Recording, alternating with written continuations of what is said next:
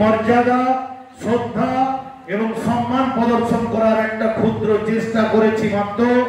আমরা চাই আগামী দিনে কেশপুরের শিক্ষকদের হাত ধরে ভবিষ্যৎ প্রজন্ম নতুন আলোর দিশা দেখুক। যেভাবে আমরা সাংগঠনিকভাবে দুটো নির্বাচনে আমরা বিনা রক্তপাতে কেশপুরের যে পাপ সেটা বুঝাতে সক্ষম হয়েছি।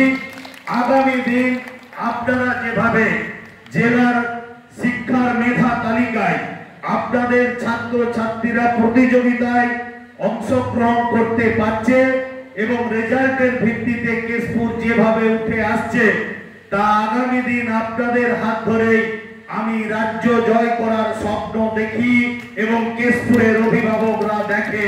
এজন্যই আপনাদের কাছে আমরা নত মস্তকে এটা বলতে চাই। অনিমেষ দ্বারা অভিজিৎরা এটা বলতে চাইছে যে আসুন আপনারা ঝান্ডা ধরে নয়, সাদাকে সাদা বলুন, কালোকে কালো বলুন।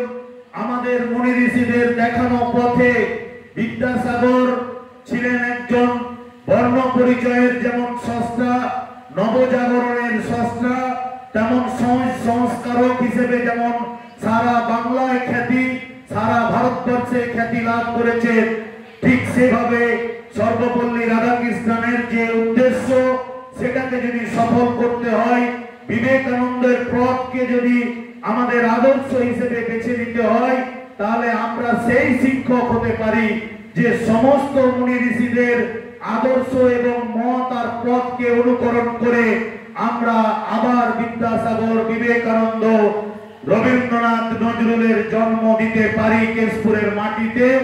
এই জন্যই আপনাদেরকে আমরা সম্মানিত করি। আমরা মনে করি তার প্রধান রূপকার আপনারা যারা বসে আছেন, সেই শিক্ষকরা। কারণ আপনারাই জাতির মেরুদণ্ড, আপনারাই পথ প্রদর্শক।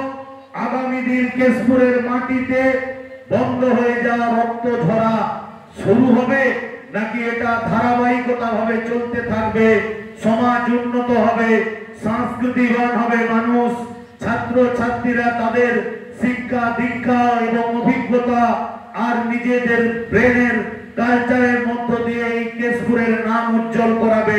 তার নির্ধারক শক্তি আপনারা, আমরা পরিবার, আমরা গার্জেন, অভিভাবক এবং এই পরিচালিত সরকার, সমাজ ব্যবস্থা অনেক কিছু উজাড় করে দিবার চেষ্টা করছি। গ্রহণটা কিভাবে করবেন, গ্রহণটা কিভাবে করাবেন, তার দায় ভার দায়িত্ব সবই কিন্তু শিক্ষকদের হাতে।